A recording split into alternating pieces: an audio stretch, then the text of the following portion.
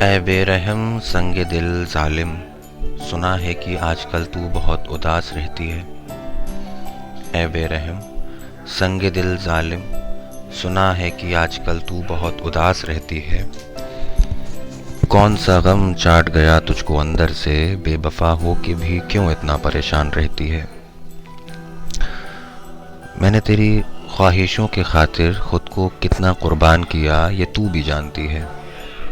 میں نے تیری خواہشوں کی خاطر خود کو کتنا قربان کیا یہ تو بھی جانتی ہے، مگر جب زمانہ میری روشنی کے تسلسل کی قسمیں اٹھاتا ہے تو کیوں تو منہ پہ مکرتی رہتی ہے۔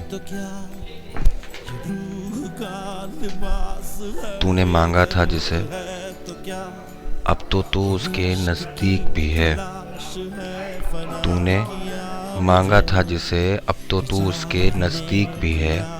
شاید ان دنوں تو میری ہمغم رہی ہوگی، اس لیے اتنا ہلاکان رہتی ہے۔ یوں تو میں تجھ سے اچھی طرح واقف تھا، پر یہ سمجھنے میں مات ہو گئی ہے۔ یوں تو میں تجھ سے اچھی طرح واقف تھا، پر یہ سمجھنے میں مات ہو گئی ہے کہ تو اسے بھی پانا چاہتی ہے اور میری بھی ہو کر رہتی ہے۔